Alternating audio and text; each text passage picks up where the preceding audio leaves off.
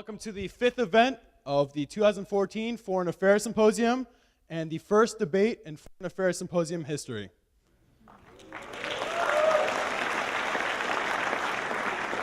So, Foreign Affairs Symposium is a completely student-run speaker series. We bring innovative ideas of international significance to the Johns Hopkins and Baltimore community. Each year, we come up with a theme that we base our speakers off of. So, we've seen in the past, we've seen Governor O'Malley was our first event. We had The Onion, staff writers from the satire group The Onion. We had Ambassador John Bolton, the ambassador to the United Nations. And as of recently, a week ago, we had Cornel West, who's a philosopher and activist out of Princeton University. In future events, we will see on April 16th, Jessica Jackley, the co-founder of the crowdsourced funding group, Kiva, which allows microfinance to really get into the hands of an individual user. So each year we also come up with a theme that all these speakers relate to. And this year we decided to go around the idea of confronting global dissonance, the balance between realism and idealism. This is a very central theme to our entire semester, and it's taken days, months, and weeks and months, to come up with this theme.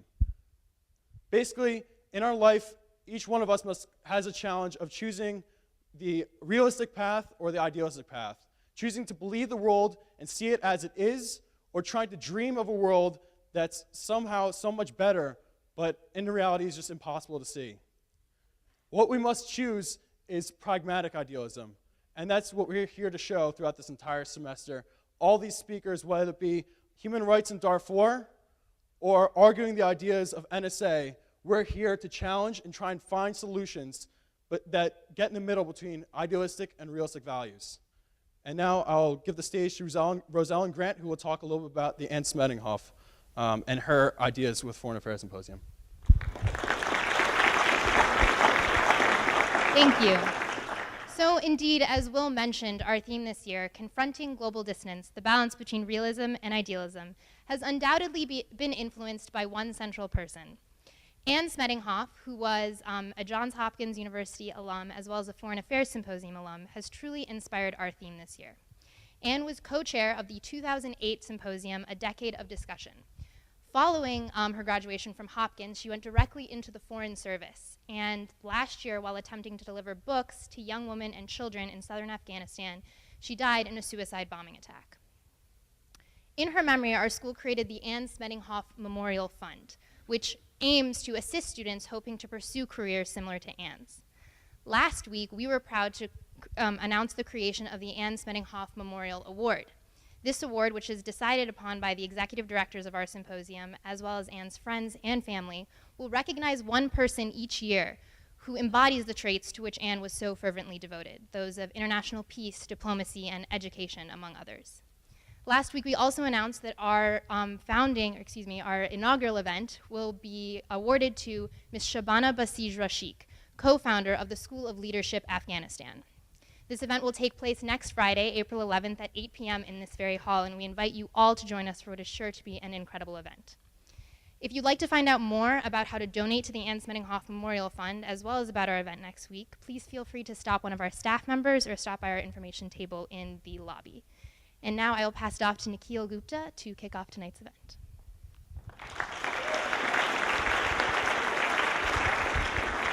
Good evening, everyone. I will try and keep it brief. We are directors of a symposium, so we tend to be talkers. But tonight, people like Anne and Shabana really talk and show us about the power of individuals. And throughout our symposium, we have a tendency to stress that impact, the power that one person can make with their passion and their work. But it kind of does a disservice to the influence of a community. And that's something that we tend to ignore in our discussions and introductions at each symposium event. And so tonight, at our fifth event, I want to take a second and offer a thanks, a sincere thanks from us and our symposium staff to the people who helped us along the way.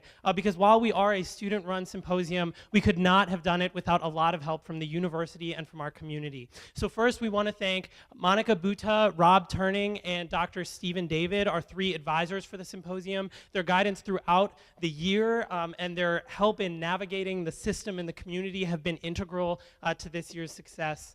I also want to thank from the Department of Student Life, Dean Susan Boswell, Whitney Brace, Jolly Davis, Pat Forrester, and from the Alumni Association, Pat Conklin and Gwen Harley.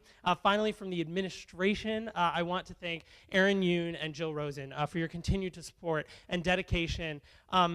Of course, we could not have done this without the commitment of our president, President Ron Daniels, and the Johns Hopkins University. We thank them so much for their continued dedication and recognition of the power of discourse on this campus and in the community. Their support for this symposium year after year has been the reason why we can continue to exist and bring people together to talk about ideas. So thank you to all of those people. If I could just get a round of applause for those integral people for our symposium. Indeed, the community and the people have a huge impact, and there is nothing about this symposium that is individual. And in that spirit, I want to take a second, break away from the professionalism, and recognize a group that has done more and received the least attention out of everyone, and that is our symposium staff. So staff, could you stand up wherever you are, the 30 passionate undergraduate students that have put this symposium together. Thank you all so much.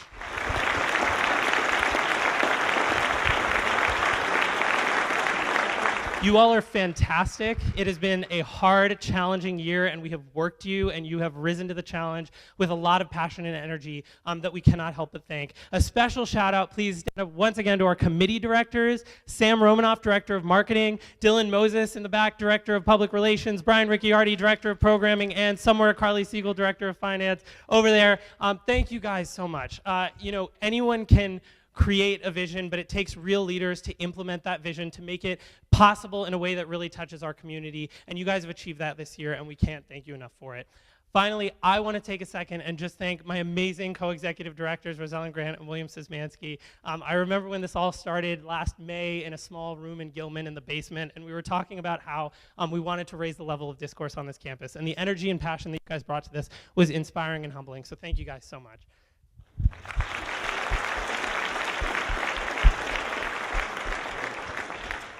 Those thank yous aside, I'm going to turn to why we are all here tonight. We are so excited for our 5th event of the symposium to announce our presidential event, our first ever debate in the symposium's history. Each year, for the past 5 years, the Office of the President has partnered with us to identify a relevant, current, pressing issue in our current events, something that we know that we as students and community members and leaders and citizens must know about and face and challenge and critique. And this year, we've decided to talk about an issue that has been on everyone's minds, the national security paradigm, its current features and its attitudes, its current challenges, and its potential future. We are so excited to partner with the President's office in this event. We are excited finally to raise the level of discourse to a direct debate between leading experts in the field on a national level who we are so honored to have with us tonight, and you'll be hearing more about them in a second. Just to give you a quick overview, this event is actually going to be a little different than our traditional symposium event. The debate, and you'll be hearing more about the structure in a second, will be split into 3 different segments. First, talking about identifying the problem with our national security, then exploring hot topic issues, a range of issues dealing with our national security paradigm, and finally, trying to address potential solutions. At the end, we will take questions as we always do, but we're going to do it in a different format. This time, instead of having you come to the front and speak into microphones, we're going to have you guys live tweet your questions in at JHUFAS on Twitter. Use the hashtag JHUFAS and hashtag findout. And we are going to have our staff members screening through those questions to choose topics and questions that the moderator can ask to our debaters in the interest of efficiency and time. If you do not have a Twitter, if you are like me, please raise your hand right now, and our staff members can walk around with cards and pencils to hand to you so that you can submit paper questions to the symposium. So staff members, they're in the aisles currently. At the end of every one of those 3 segments, we'll be collecting those questions, so please pass your cards to the aisles in time for that collection so that we can make sure that it gets into consideration. With that, it is my pleasure to introduce a representative from the Second Decade Society, an alumni group here on campus. They are hosting tonight's reception that follows the symposium event, and we are so honored to partner with them. And so please join me in welcoming Yara Sheikh.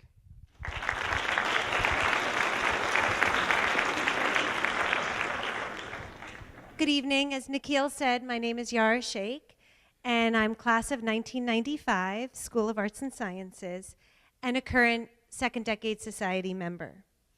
The Second Decade Society is pleased to help support tonight's remarkable event. The mission of the Second Decade Society, or SDS, is to develop and cultivate an informed and committed alumni leadership for the Hopkins School of Arts and Sciences. We are committed to improving the undergraduate experience at Homewood, with sponsorship of events like these and some, frankly, a little less formal than tonight. Moreover, we hope to promote meaningful interaction between our alumni and students. But tonight, the 18th century Scottish philosopher David Hume said, "Truth springs from argument amongst friends." And tonight we gather to enjoy what I suspect will be a rather vigorous debate regarding the balance of our perceived rights to privacy and national security. Moderating our debate is Major Garrett. Major Garrett has been CBS News Chief White House Correspondent since November 2012. As Chief White House Correspondent, Garrett reports for all CBS News broadcasts and platforms. He is also substitute anchor of Face the Nation and author of 3 books on the American political climate.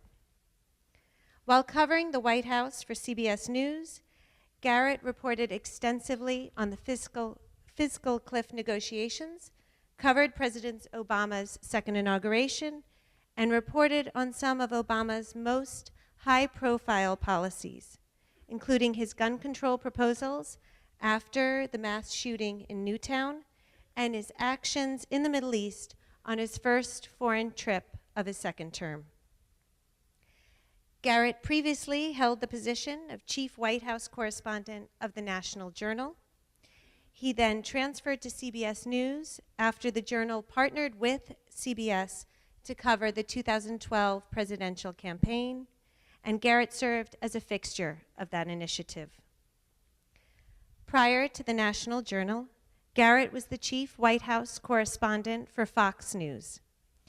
During his 8 years at Fox, Garrett also covered 2 presidential elections, Congress, and the war in Iraq, among other major stories.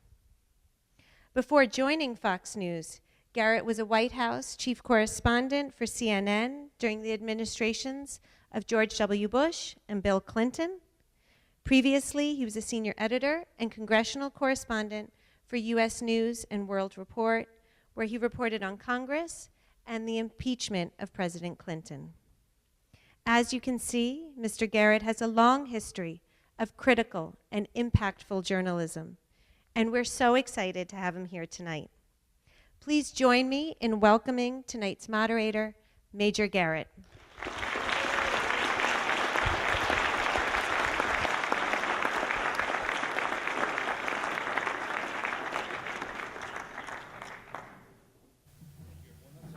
Decent-sized walk up here. It's great to be with you, great to be at Johns Hopkins University, and I want to thank you for having the largest nameplate I've ever had in front of me at a panel I've been able to moderate. Let's get right to it. I want to introduce our 2 debate participants this evening. General Michael Hayden is with us tonight.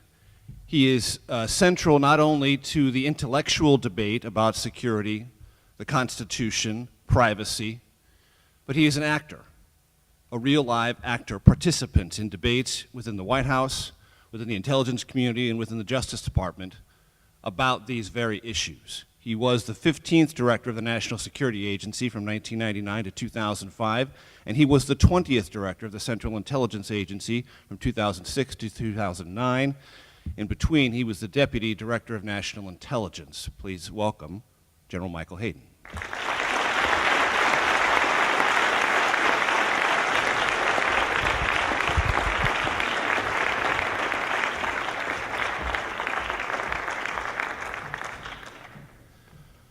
Also, someone very active in the intellectual and practical dimensions of this debate, David Cole, who teaches constitutional law, national security, and criminal justice at Georgetown University.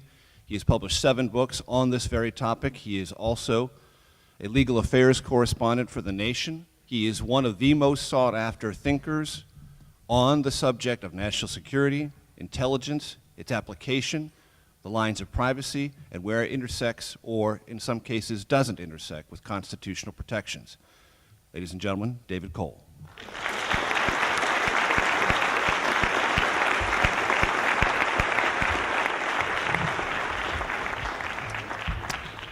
I want to begin with a quick note. I missed 2 trains from D.C. to try to get up here tonight, so I was in the cab and I was texting my best friend who lives in San Diego. His father is a 1962 graduate of this distinguished university. And I texted him and I said, "Hey, Steve, what did your dad graduate in?" "Physics." "What year?" "1962. What did he do after that?" "He made the first prototype, or was a researcher on the first prototype drones to spy on the Soviets." I bring that up because this issue is not new. National security is not new. Spying, espionage is not new. Americans have participated in it, learned about it, practiced it, and constantly debated within government and with the public at large the limits and the parameters of security, privacy, and how it fits under the umbrella of our constitutional protections. And we're going to do that tonight. What I want to start with both of our guests, I want to start with you, David, and then General Hayden, you. If you could, give us your encapsulated sense of the most important underlying issues and where you come down on, as our introducers talked about, the practical realism of security, constitutional protections, and privacy. David? Well, I think I'm clearly the realist here, and General Hayden is the idealist. So we'll start there. With respect to the specific topic of the NSA and what we've learned the NSA has been doing in our name without telling us, we've learned thanks to Edward Snowden. I think the basic issue is that to have a functioning and healthy democracy, I think you need 2 things. You need transparency from the government, and you need privacy for the citizenry. We need to know what the government is doing so we can hold those who represent us accountable. And we need to have privacy so that we can have the freedom to develop our own intimate lives, our associations, and our political ideals without fear that the government is looking over our shoulders. But I worry that in the modern era, we've essentially flipped that. With the government insisting on secrecy for itself and transparency from all of us. And so what I find most troubling about the disclosures that we've seen over the last several months is that we have learned that the NSA has engaged in dragnet surveillance, gathering up massive amounts of information about people who have nothing to do with terrorism whatsoever, including all of us.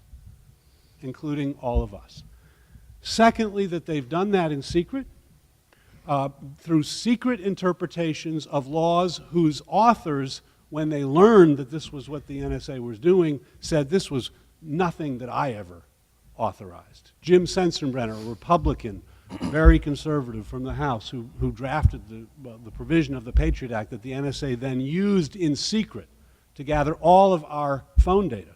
He said that was never contemplated by the law that I drafted. And then finally, we have a government that not only engages in secret again to gather data on innocent Americans and innocent foreigners as well, but then lies to us about it to keep us from knowing that. So James Clapper, who you saw briefly in the introduction there, was asked under oath in Congress, are you collecting data on millions of Americans? And what did he say? He said no. He later said that that was the least untruthful answer that he could give. I can think of 2 more truthful answers. One would have been yes, that would have been the truthful answer, and another would have been I can't confirm or deny, which is what the government often says. But he didn't do that. Instead, he chose to lie to Congress, to lie to the American people. Why? Presumably, he may well have had good intentions, but it certainly is interesting to me that now that we know about this program, every branch of government that previously said it was fine has begun to question it, and it's likely to end. General Hayden. A couple of things were mentioned there that I'm sure rang in your ear. Secrecy over transparency. We have flipped the common understanding of privacy and security. That there is dragnet surveillance that the government has intentionally and in a premeditated way lied about. Your response? Yeah, there's a lot to unpack there, Major. But first of all, I want to suggest that we aren't two alien life forms up here. We come from the same political culture, and actually we're fairly good friends. But these are very difficult issues in which we as a free people are not trying to decide between good and evil. We as a free people are trying to balance values, okay? Values that are sometimes very competing. Major, I'd come at this in two ways, but there are lots of things to talk about. I've taken in the last couple of weeks to kind of describing the dilemma we're in as a triangle, all right? And when we're all really happy, it is a very content, harmonized, equilateral triangle in which all the sides are the same length. And the three sides are technology, the nature of things that threaten us, and our law and policy. And what's happening to us in recent days, and this isn't new to 2014, it's happened before in our history, but it's happening at an accelerated rate. Those three sides of the triangle, those three angles which create those sides, all three of them are changing perforce at different rates. The threat changes at a certain rate, technology changes at another rate, and law and policy changes at a third rate. And so when we're all very happy and harmonized and synchronized, our equilateral triangle is like this, and we're all in broad agreement. And then when they change at different rates, that happy equilateral triangle turns into this violently grotesque isosceles triangle that creates all sorts of tension. And we're in tension until we get that triangle back to that equilateral balance. Now the problem becomes, Major, and this is, and David, and this is the fundamental issue, and I think, frankly, that David and I agree on, is what's the process by which we get that triangle back, more or less, into balance? And that process has been changing somewhat throughout American history. I mean, just as a matter of fact, not of philosophy, of reality. Okay? What we're talking about here is surveillance. And for most of our history, surveillance was the province of the executive. I mean, our first spy master was George Washington as head of the Continental Army, and then he gets elected president, and he wants a covert action budget. He wants a secret budget from the Congress for his use for covert action. And we kept, like most democracies, really, the governance, how do you get that triangle back to being equilateral? We kept that governance within the executive branch until the mid-1970s. And then with the Church Commission then and all the thereuntos pertaining about both real and alleged excesses, we decided that we needed to bring the other branches of government into this decision-making process. How do you get the triangle back into balance? And so we set up congressional oversight committees, the House Permanent Select Committee, the Senate Select Committee on Intelligence, and a court, an unusual court, but a court nonetheless, that again joined in the process by which we keep these things in balance. That was kind of representative democracy in action. That was our representatives working to balance the triangle again. And what's happened in recent times, and I understand this, okay, that a good portion of the American society now no longer views that process I just described, House, Senate, Intelligence Committees, FISA Court, Executive Branch, no longer considers that to be consent of the governed. There are an awful lot of people out there who say, okay, you may have told Mike Rogers and Dianne Feinstein, but you didn't tell me. And until you tell me, then you really don't have a legitimate consent of the governed. Now that's a very challenging issue. When I was director of CIA, I had a civilian advisory board with some really prominent Americans on it, and one of them was Carly Fiorina, formerly of Hewlett-Packard. And I gave Carly and her subcommittee a very difficult problem. It was this. Seeing this is pre-Snowden. Carly, I've been wondering, will America be able to conduct espionage, which after all depends on secrecy? Will America be able to conduct espionage in the future inside a broader political culture that every day demands more transparency and more public accountability from every aspect of national life? Carly and her team went away, studied the problem, came back about 4 months later. They're in my conference room across the hall from my 7th deck office at Langley. I walk across, I sit down. Okay, Carly, will America be able to conduct espionage, more transparency, more public? She looks me right in the eye and says, we're not sure. Okay? Which is a very profound answer. And that's where we are. Okay? How much transparency, how much of your personal participation in the decision-making process will you demand to get that triangle back into an agreed balance? And at what cost in the capacities for which we had the triangle in the first place, which is fundamentally stealing other people's secrets? All right, I want to bring this to a practical level. David, I've dealt with this issue a lot at the White House, and I've listened to countless briefings from all sorts of people within the White House and intelligence community apparatus. And one of the things that they often tell us, and I want your opinion on this, is a matter of judging security, the law, and privacy. Metadata, they say, is all of this data, numbers and locations. That by itself is not equivalent to eavesdropping, recording, or transcribing any conversation, intent, or anything like that. It is sifted in a vast analytical way using algorithms and other forms of intelligence sifting to cull in very fast action those things which might set off legitimate intelligence clues or links to clues. And then everything else falls out. And the fact that the vast majority, they say, falls out makes this much less of a security and much less of a privacy and constitutional issue than those, from your perspective, would represent. How do you respond to that? Well, you know, this is the constant mantra. I'm just distilling it. Right, I believe I've done so faithfully. I'm not ascribing myself to it, but that's what I hear every day. So it's a great question, right? You saw it in President Obama. We're not listening to your phone calls. We're not listening to the content. We're just collecting the metadata, which means who you called, when you called them, how often you called them, how long you talked for.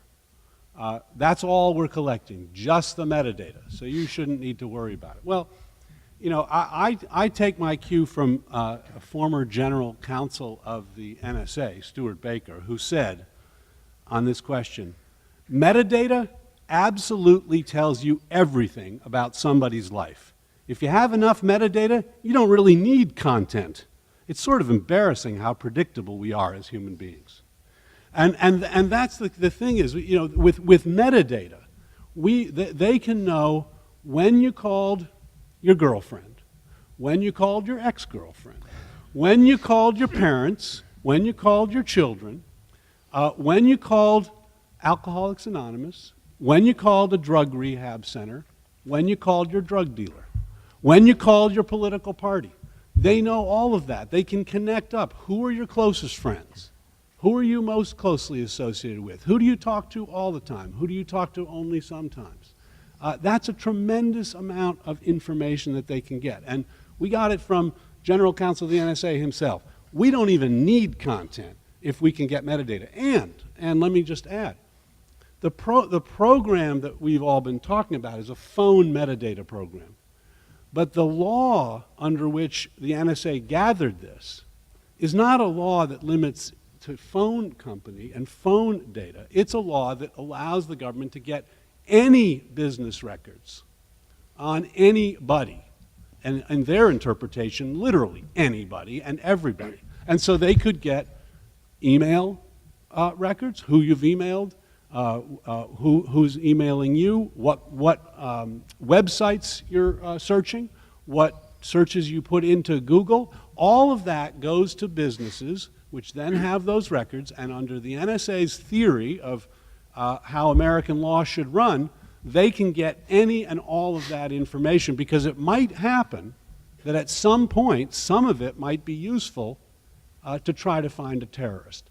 To me, that's dragnet surveillance at its worst, and the distinction between content and metadata really is erased. Is erased. And this is all done under the Foreign Intelligence Surveillance Act, and the Foreign Intelligence Surveillance Court is the secret court that weighs, as I said, in secret, the legal justification for putting together a search of metadata linked to a person or persons, and then gives it an okay or a not okay, and it is on a time limit. General Hayden, you can find out all these things David just said about me, about David, about anyone in this audience. That is a function of operational capability. I'd like you to talk about whether you're comfortable with that operational capability. If so, why? And how often is it used in the ways that David described? Yeah, first of all, David's description of what you can do with metadata, and quoting a mutual friend, Stuart Baker, is absolutely correct. Okay? We kill people based on metadata. But that's not what we do with this metadata. Okay? Thankfully. Wow, I was working up a sweat there for a second. It's really important to understand the program in its entirety, not the potentiality of the program, but how the program is actually conducted. So NSA gets phone records, gets them from the telephone company. We've been getting them since October of 2001 under one authority or another. Puts them in a lockbox, to use a phrase that was popularized a few years ago, and under very strict limitations can access the lockbox. What it cannot do are all those things that David suggested that allows someone to create your social network, your social interactions, your patterns of behavior. One could make the argument that that may or may not be useful. One could make the argument that may or may not be legal, but it's not done. NSA does not launch powerful algorithms against this domestic database in order to see inherent patterns not visible to the casual observer. It doesn't do that at all. Here's what it does do. When NSA has what it's called a dirty number, a seed number is how NSA refers to it. And a seed number almost universally is a foreign number, and it's a number that NSA has a reasonable articulable suspicion is affiliated with Al-Qaeda. So you roll up a safe house in Yemen, you get somebody with pocket litter that indicates he's a member of the cell you thought was there, and he's got a cell phone. Now this is a new cell phone number. What you get to do against that ocean of data that NSA has admittedly collected, your phone bills and mine, what you get to do is kind of figuratively yell through the transom and say, hey, anybody in here talk to this number here in Yemen? And frankly, if a number out there near Fells Point says, well, yeah, I kind of do that about once a week, NSA gets to ask that number in Fells Point, so who the hell are you talk to? At which point, this program is over. That's all that's authorized to be done with the metadata. The last year for which NSA has full statistics, they got the yell through the transom 288 times with foreign seed numbers they had reason to believe were affiliated with Al-Qaeda.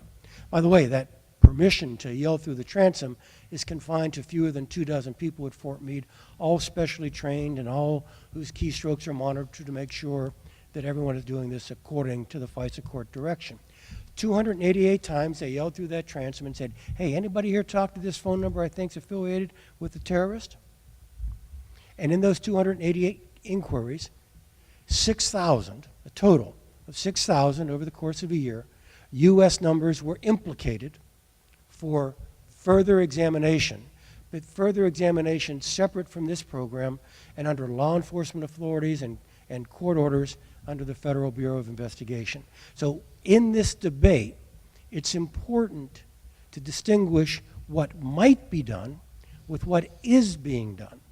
I mean, if you take the argument that if it might be done, then I should assume it's is being done and therefore I oppose it, that's a pretty powerful argument for disarming your local police force. Okay? It's not a way a mature people should look at balancing how they want to defend themselves and preserve their liberties. Let me introduce a name that was raised earlier that is probably familiar to just about everyone in this audience, Edward Snowden.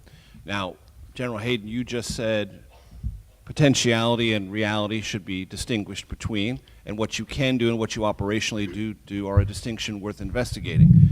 I think you would also be willing to admit, maybe begrudgingly, that we wouldn't be having this conversation. This symposium would exist, but we wouldn't be participating if it were not for the unauthorized disclosure of the vast array of NSA activities which were known by a select few members of Congress, were known by the intelligence community, were known by the President of the United States, but were not known by those of us who cover the White House or the general public.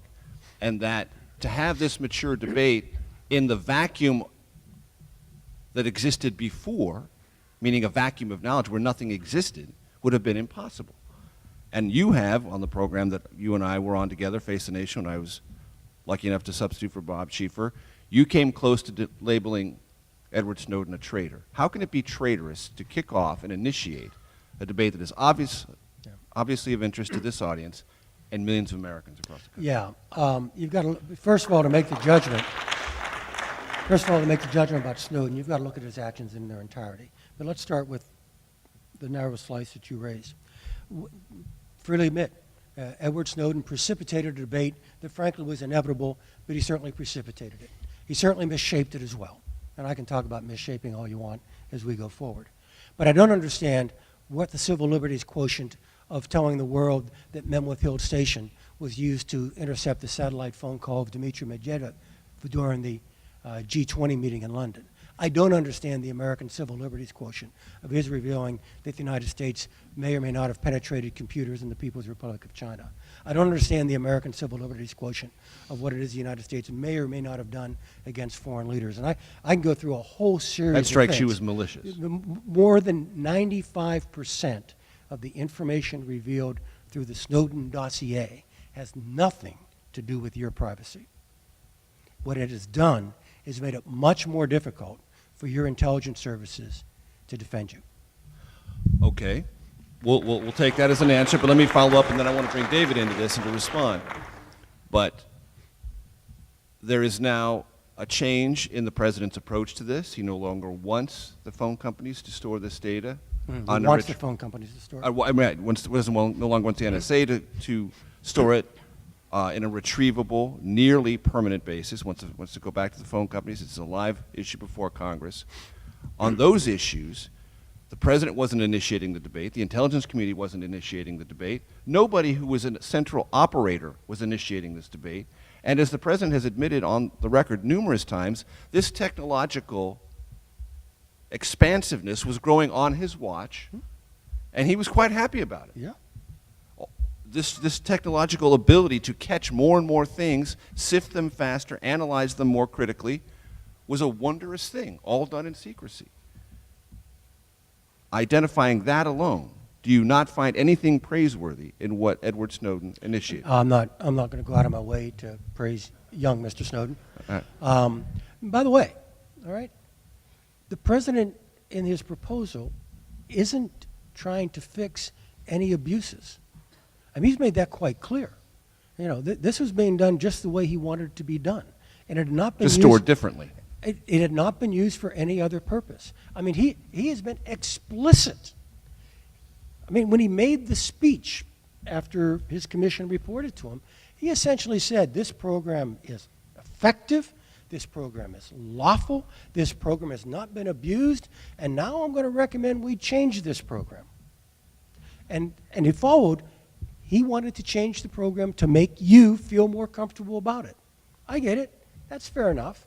But it's not because it was wrong or misused or was abusing your rights. He just wants you to be more comfortable about it. Look, when I was down the road here at NSA, I used to think there had to be three things to be sustainable in the American political culture in our espionage services. Technologically feasible, operationally relevant, it was possible, it was useful, and lawful. Okay? By the time I got to CIA, my little Venn thing here with technologically feasible, operationally relevant, and lawful, I realized I'd lost one Venn oval in that, and that was politically sustainable. The president gets to do one-offs with raw Article II authority and narrow lawfulness. Okay? No president, no matter how popular or unpopular, gets to do a program over a sustained period of time without that fourth oval, politically sustainable. Major, the president's doubling down on the program. He's all in. And the trade-off for being all in is to keep the phone records in the hands of the phone companies so that you're comfortable with it. Make no mistake, he liked the program, and what he's done is continue it. David, I've given you like a full field of things to deal with here. And I want you to take them in the order you find most important and have at it. Yeah. So the president is not doubling down. Snowden is a criminal and a hero. General Hayden's description of the NSA program that the president has now said he will end was very anodyne and I think quite misleading. To take the last one first, you shouldn't be concerned because, you know, the government's not really looking at these numbers. It's just collecting all your numbers, and it's only looking at them 288 times. Well, a court and the President's Review Board that looked at this program and examined it found that each query can generate 1 million phone numbers. If you assume that somebody called 100 people over 5 years, which is a fair assumption, and you assume that the NSA with one phone number can get every phone number that communicated with the seed number, and then every phone number that communicated with a phone number that communicated with the seed number, and then any number that communicated with those, you quickly get to about 1 million phone numbers. What do they do with those phone numbers? They put them in what they call the corporate store. The corporate store. So they have millions. In just 1 year, they have 288 million phone numbers in this corporate store. There's only about, 300 million of us? So they've got a lot of our phone numbers, right, in the corporate store. And then what are the limits on their ability to look through that corporate store? None. Zero. That corporate store, there's no reasonable suspicion requirement. There's no requirement to go back to court. None. So I'm not so, I don't think it's such a program that we need not be concerned about. General Hayden also said there was no abuse. The abuse was that the government was doing this in our name without our approval. That was the abuse. And then lying to us so that we could not check them on what they were doing. Of course, political sustainability has to be a core of what a government agency does, General Hayden. In a democracy, that's what it's about. Technical feasibility, sure, but if it's not politically sustainable, you shouldn't be doing it as a representative of the American people.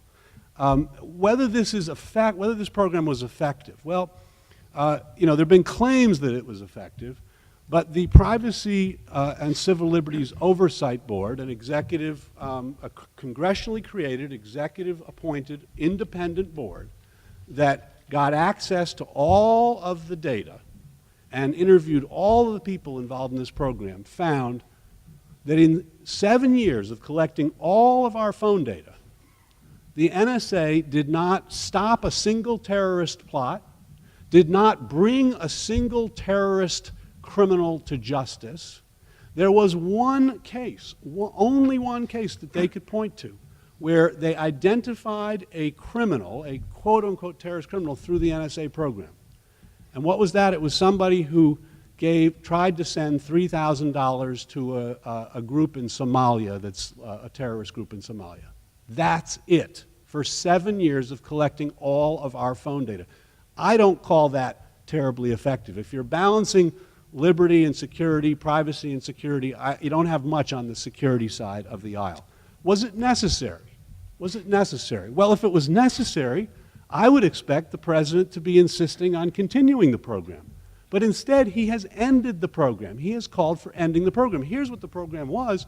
It was that the NSA could, on a single court order, collect all of our phone records, keep them for 5 years without any suspicion about any of us, and then without ever going back to a court, they could troll through it when their own people determined that they had reasonable articulable suspicion about a particular phone number. That's a very low level of suspicion. That's the suspicion that a cop needs to stop someone and ask him a couple questions on the street.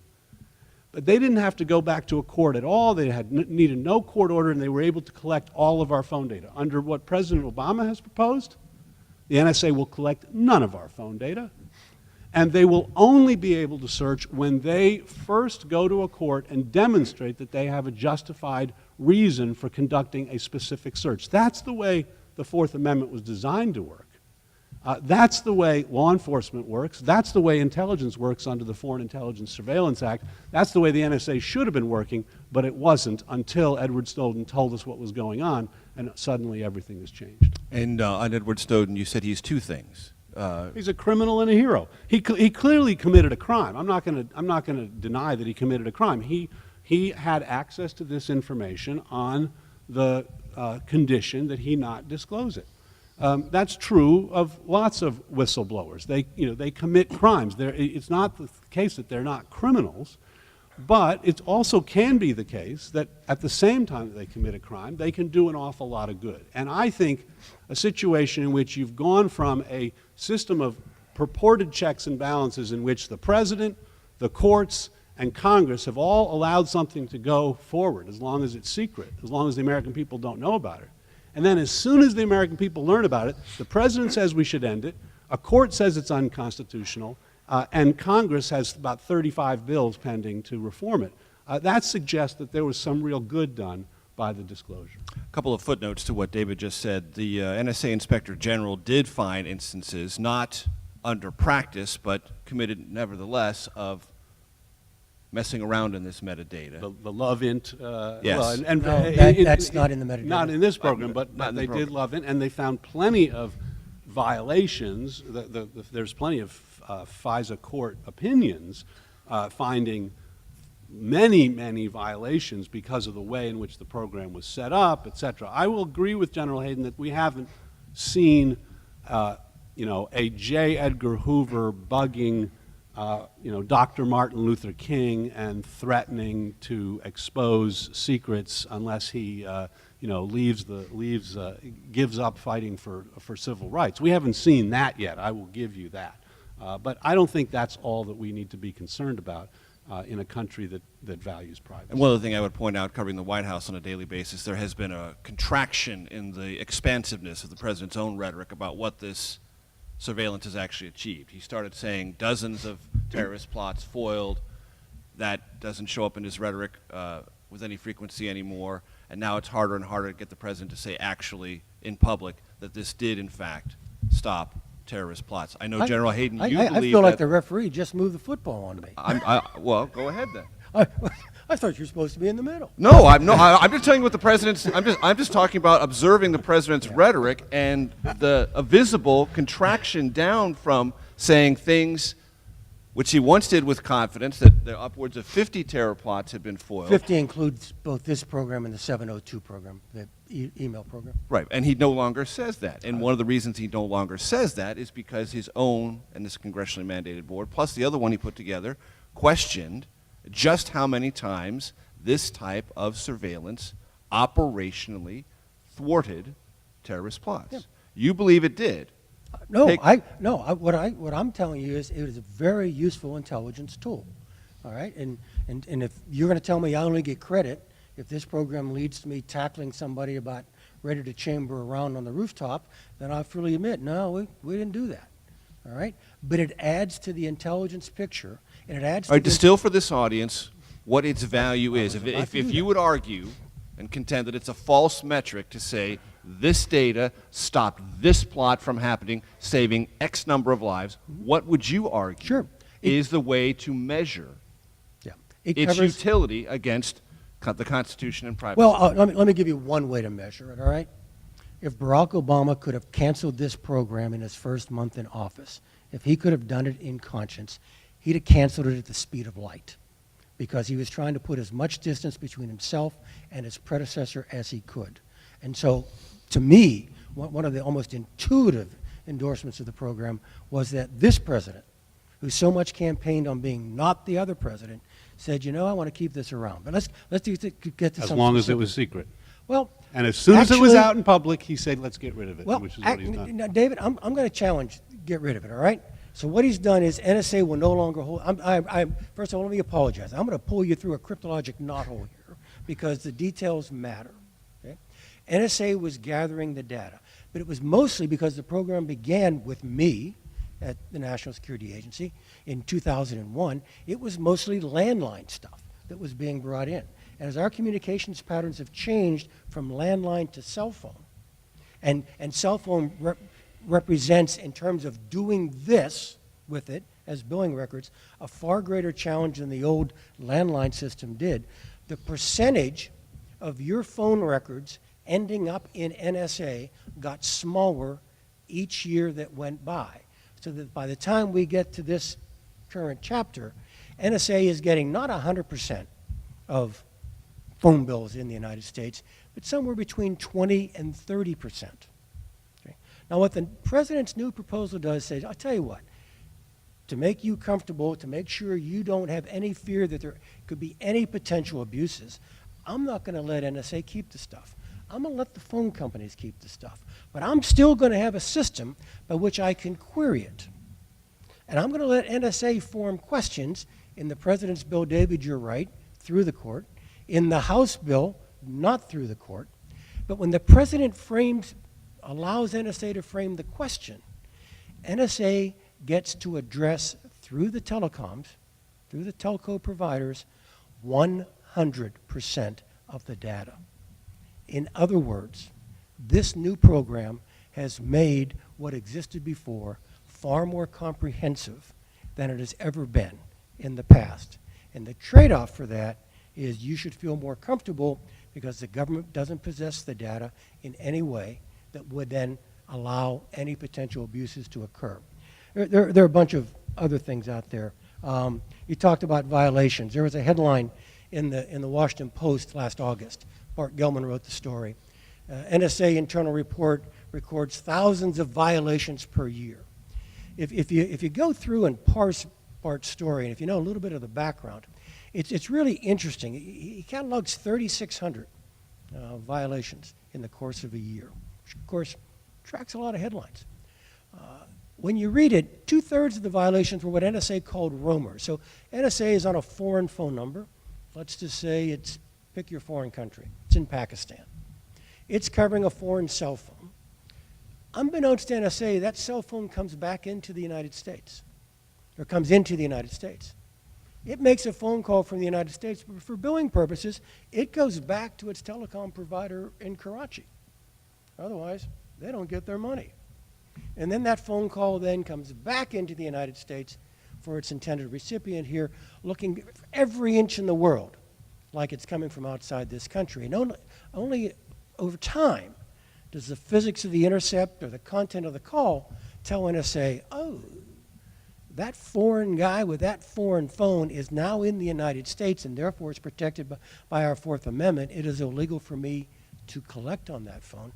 In 2/3 of the violations, it was that, roamers. There's another violation that the Gellman article listed. It said that there were 160 instances where NSA had put too broad search terms into already legitimately collected foreign intelligence.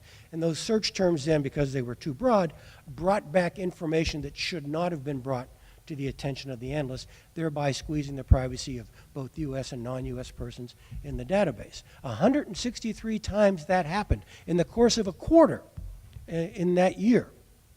That would be 163 times over 63 million inquiries. So let me give you an alternative headline for Bart Gellman's story. Alternative to NSA violates privacy thousands of times a year. The alternative headline is NSA damn near perfect.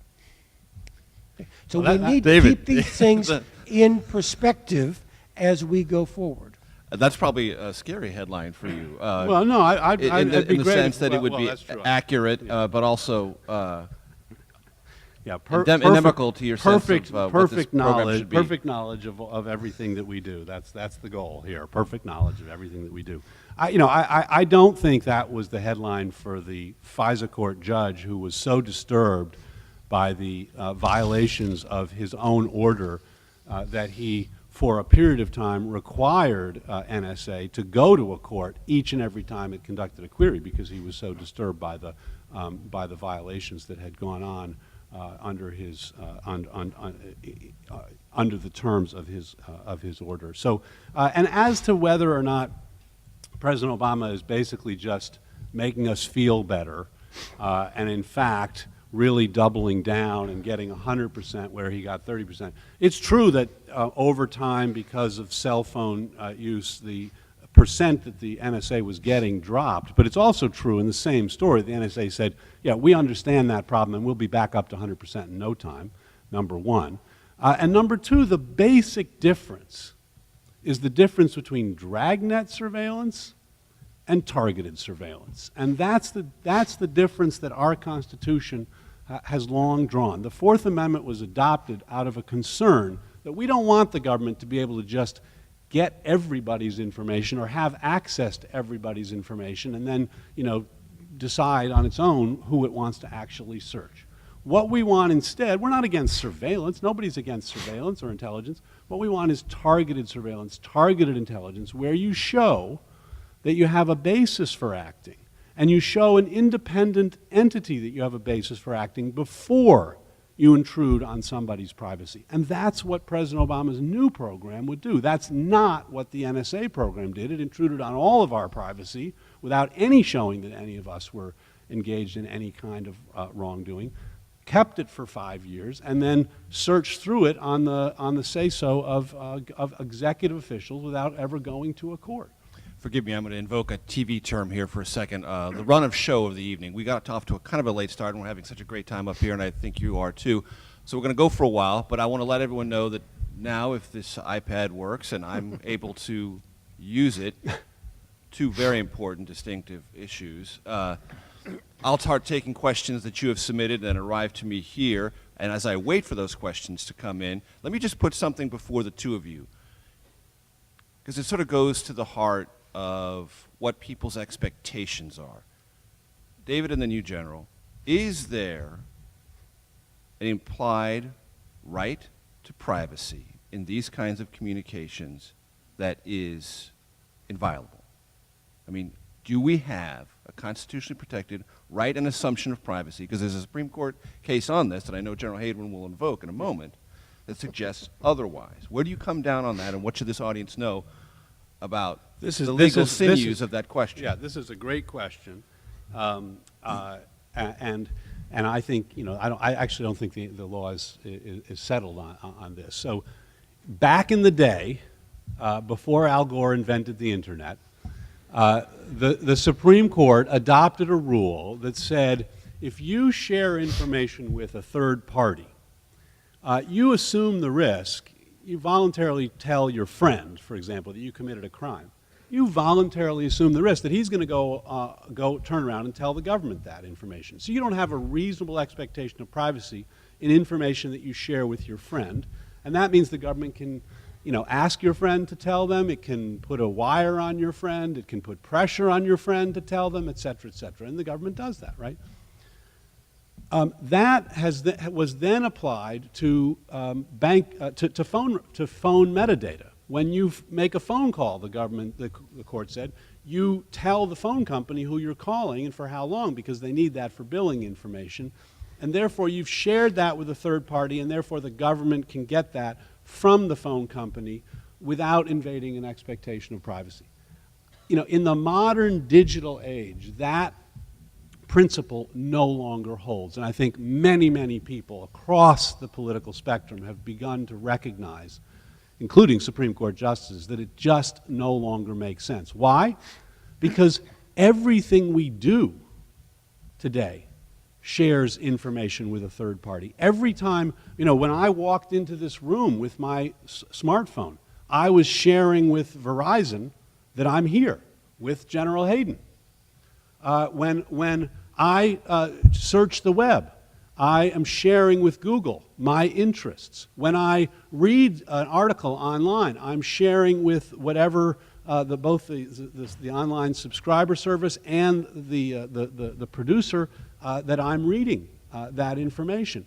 Should the government be able to get all of that data, your location data, your phone contacts, your emails, your Google searches, should they be able to get that without any showing that there's any basis for suspecting that you've engaged in wrongdoing? I don't think so. I think we have an expectation of privacy, and I think there's a real difference between my voluntarily telling Major Garrett or General Hayden something and my living in the modern world in which you literally can't exist without at every moment sharing information with a third party. I don't think that should mean the government should have it. And I think the Supreme Court in a case just 2 years ago on GPS data showed that it's beginning to recognize that you can't translate pre-Al Gore rules to the post-Al Gore world. General Hayden. Yeah. First of all, the things that Professor Cole just described about sucking all the brains out of your cell phones, I know of no government program that does that. All right. So what we're talking about here is what we talked about earlier, which is your telephone metadata. And Major's right. It's Supreme Court decision, 1979, Smith versus Maryland, 5-3. There is no constitutional, which is different than maybe a limitation in law, but there is no constitutional expectation of privacy with regard to those kinds of records. In law enforcement, it's called pen register, trap and trace, and so that's what was used. Now, that's really important because after 9/11, I had to testify in front of a joint inquiry commission. There's a picture on the cover of Time magazine, probably spring of '02, with me, Bob Mueller, and Georgetown with our right hands in the air. And the Joint Inquiry Commission was a combination of the House and Senate Intelligence Committees. What went wrong for 9/11? Right? And I actually was rereading it last night, not for purposes of this, but just by happenstance. The criticisms of the JIC, the Joint Inquiry Commission, of NSA. And the criticisms in 2002 of NSA, looking back on the 2001 attacks, was simply NSA showed far too much caution with regard to terrorist communications, one end of which was in the United States. And that the NSA had to be simply far more aggressive in tracking down and detecting and monitoring those calls. The metadata program, because of Smith versus Maryland, because it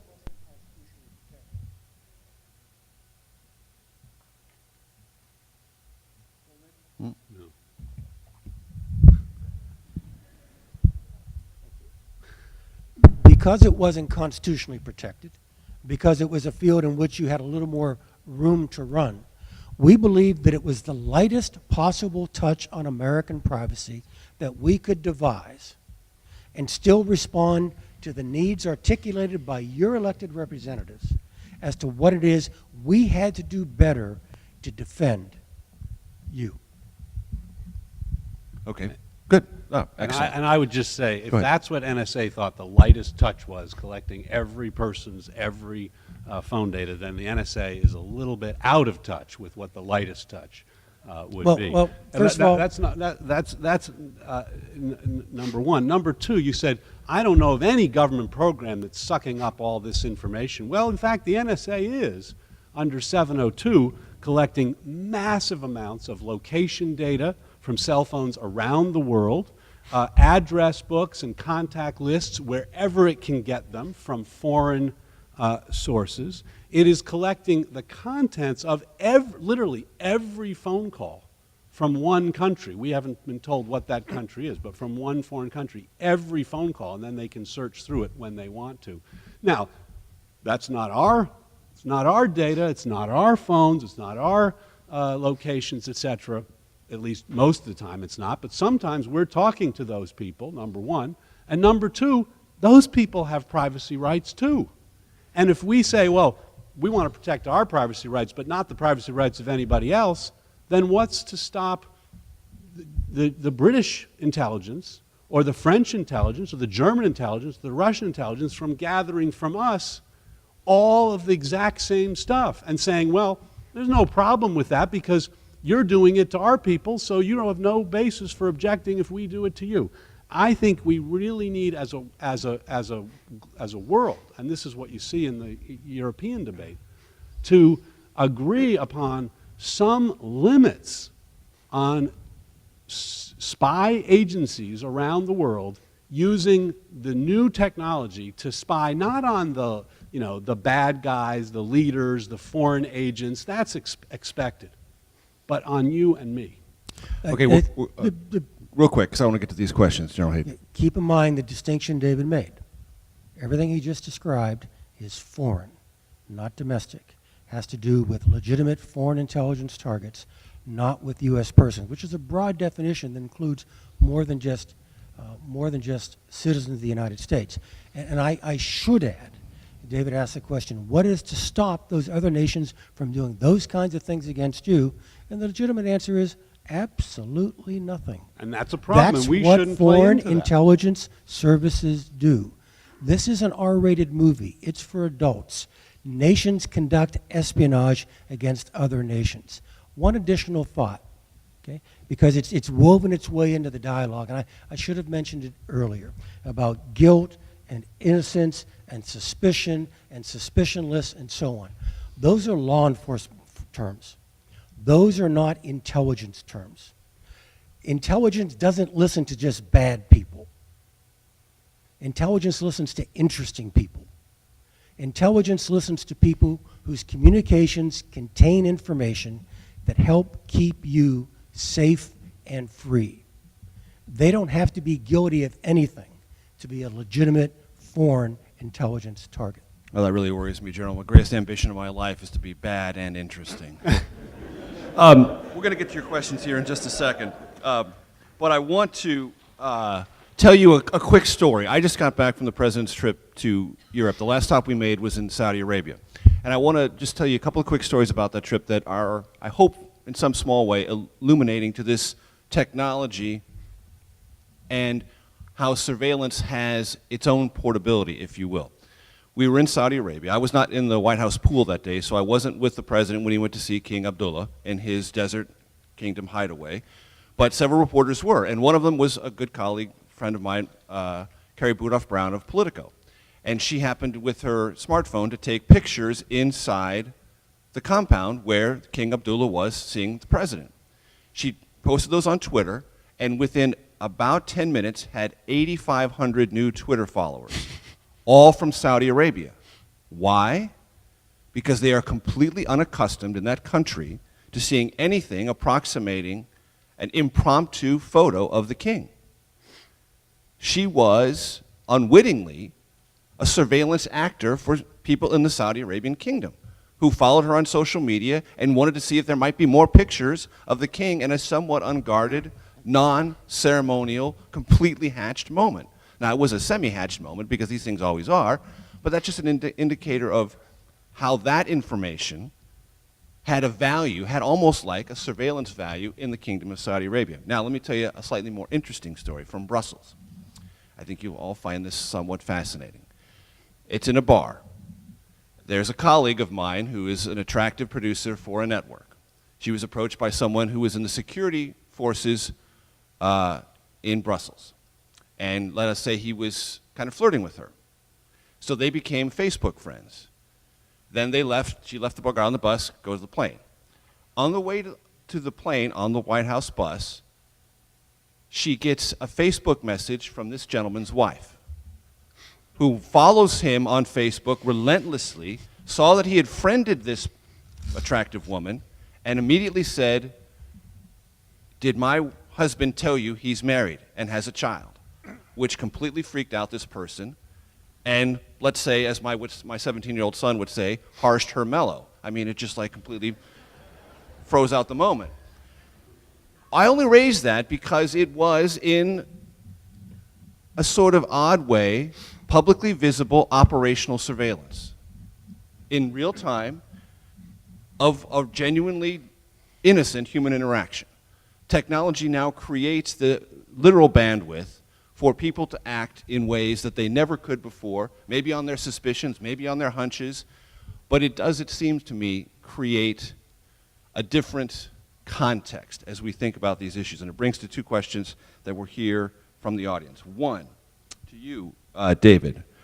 Questioner asks, why should I care that the government knows I called my mom and emailed my professor? We should not have anything to hide. Secondarily, what should private actors like Google or Facebook that mine data for commercial purposes, how does that fit into this debate? Are they also privacy predators? I put that before both of you. David, you want to start? Yeah, so, you know, I think that privacy is a critically important value, even if you have nothing to hide. I think I'm not alone in thinking that. The founders of our Constitution put it in the Fourth Amendment into the Constitution because they understood that to have a free society, you really do need to have some space where you can engage with others, whether in intimate relations or in political dialogue and discourse, and that without that, there is no such thing as a free society. That's why, you know, George Orwell's 1984 has the TVs that are watching you all the time. That's the sort of the symbol of a kind of fascist society, of a totalitarian society, where they want to know everything about you and they don't give you any space to dissent, any space to develop, any space to have your own relations without having the government over your shoulder. So, you know, I think privacy is important for those reasons, and it remains just as important today as it was before the internet and before the smartphone. We have to construct new rules to preserve our privacy from the kind of threats that major stories illustrate, indeed from, you know, Google and Yahoo and the like as well. In Europe, there's a much greater sensitivity to this concern, in part because, you know, many of them, their grandparents lived through what the Nazis did with access to private information, and it wasn't pretty. And they know, therefore, that this is incredibly important to keep personal data personal, to keep it private. And they have very strict restrictions, not only on the government's ability to get access to your information, but also on private companies' ability to use that information, trade that information, collect that information. They can't do that unless they get your specific approval for each use. It drives Google crazy because that's Google's business model. But I think, you know, we may have to start thinking about that if we want to maintain privacy in the modern digital era. And I, for one, certainly want to, and I think, you know, most of us do. Most of us still, you know, close our bedroom door. Most of us password protect our computers. Most of us don't have some kind of privacy provisions on our Facebook accounts. We don't want the whole world to know everything about us, and we certainly don't want the government to know everything about us. General Hayden, real quick. Yeah, vital agreement on David's first point. The argument that, hey, I don't mind you listening to my phone calls, I have nothing to hide, is not an argument for this. And you don't hear anybody who does this for a living claiming that that's a good argument. It's a horrible argument. As Americans, we deserve that private space. Right? The second point about what the private sector does in terms of gathering information, it's a really powerful question, and one in which we are decidedly undecided as a people. You know, where is that line that we continue to negotiate between ourselves as private individuals and as public individuals? And that's shifting on us in ways that are very challenging. By the way, Major, that makes it very hard. Remember that triangle thing I started with? It makes it very hard for your security services because they have to divine almost on a daily basis where that line is, because frankly, they are required by the Fourth Amendment, you know, to guard, to protect you against unreasonable search and seizure. And because of the shifting line between public and private self, that definition of reasonable and unreasonable is a moving target. Final point about the private sector. There was a really interesting story, I think it was Greenwald, and that new thing he's got with the writing, I think it's called The Intercept. Talking about GCHQ, which is the British equivalent of NSA, intercepting Angry Birds signals. Apparently Angry Bird sucks the brain out of your iPhones, okay? And sends it back to the Angry Bird Starship, where they gather the data and then sell it. So all those free apps you thought you had, okay? By the way, if you download a free app on the web, you are not the client, you are the product, okay? What GCHQ was doing for selected foreign intelligence targets was targeting that link back from legitimate foreign intelligence targets who were stupid enough to download Angry Birds. As it was sending that information back to, like I said, the Angry Bird Starship, GCHQ was intercepting that data. Frankly, it's an intelligence stroke of genius. It's a really great technique. But the real question is, what the hell is Angry Birds doing with all that data? Because it's not GCHQ going out there and pulling it out of your cell phone. It's those free apps you keep downloading. Other questions, several along this line. Does the threat level change this debate? I know, General Hayden, operationally after 9/11, you revisited this issue and dramatically, or if not dramatically, you intensified the search. And you mentioned the criticism of the NSA post 9/11. The president frequently says, David, that the threat remains real. It is changing. It is moving geographically. He gave a huge speech at the National Defense University saying that not only his administration, but any administration of either party that comes after that, after his administration, is going to have to deal with smaller, more mobile, but still malevolent cells within al-Qaeda or affiliated or sympathetic units, and that tracking them is going to be a government imperative to achieve, if not perfect security, at least near perfect security. Does the threat level change fundamentally this debate?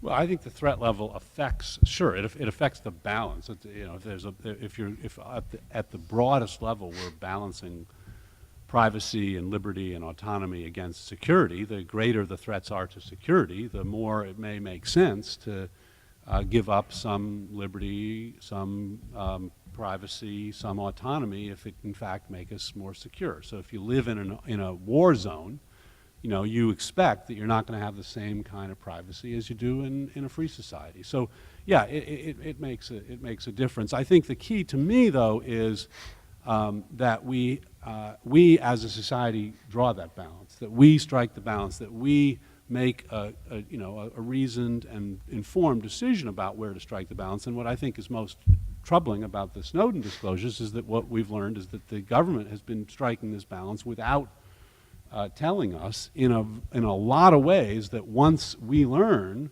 we're not very happy about it. And there's something fundamentally wrong about that. General Hayden? Yeah, absolutely.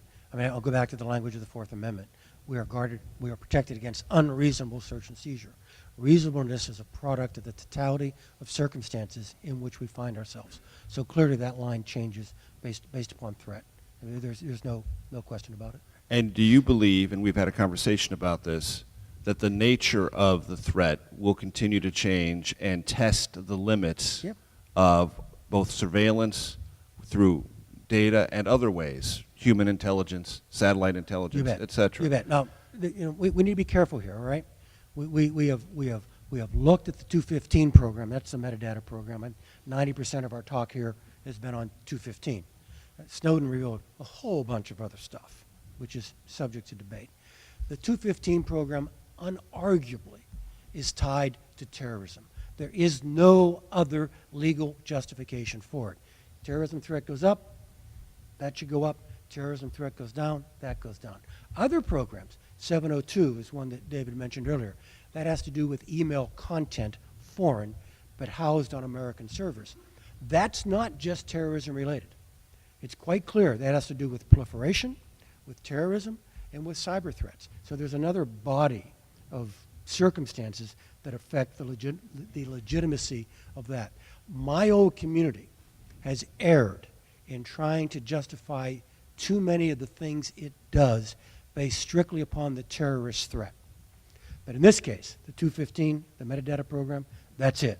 That's the only justification. We're going to get to closing statements now. David, I want to ask you in your closing statement to describe for this audience, articulate, if you will, if not a perfect world, a world of balance that you find that you'd be comfortable with legally to weigh and balance these threat versus constitutional versus privacy issue. And if you would amend or intensify the president's proposal on this, describe how. And if you're comfortable with it, describe why. Oh my God, that's a closing statement. That's another evening's discussion. I guess my bottom line is that these are hard questions. That I don't think anybody, even the most ardent civil libertarian, is against surveillance, is against spying, is against searches. I think what I'm against is dragnet spying, dragnet searches, by which I mean situations in which the government is gathering information without showing that it has a need for this based on what the person is doing. And that's what we've seen far too much of, both with respect to the local metadata program and with respect, I think, to the 702 program. When you're collecting literally the contents of every phone call from a foreign country, that is the definition of dragnet surveillance. That is disturbing. The second thing that's disturbing to me is the secrecy that has surrounded these programs. And that secrecy, I think, it's been demonstrated. And one of I think probably the most important lesson Edward Snowden has given us is that you can set up all the checks and balances in the world within the government, having to go to a court, having to tell the members of Congress, having a president who's elected by the people. You can have all that, but it's not going to work if at the end of the day the American people have literally no idea what is being done. Because what we've seen here is that once the American people, before the American people knew what was going on, all those entities lined up and said this program is fine, and once it became public, every one of those entities changed its behavior in a significant way. Publicity and transparency about what the government is doing is critical. And yes, secrecy is important for surveillance and for espionage and the like, but it's also important to know that the government is following limits that we are comfortable with. And until this era, we had that. Under the Foreign Intelligence Surveillance Act, we knew what the general constraints were on the government. And then the third thing that I find just absolutely unacceptable is the government lying to us about what it's doing, and Mr. Clapper's statement in Congress being the principal example. That has to be unacceptable. He's never been called to account for it. That I think is a travesty. So I'm not against surveillance. I'm against dragnet. I'm against secrecy, and I'm against American government officials lying to the American people. General Hayden.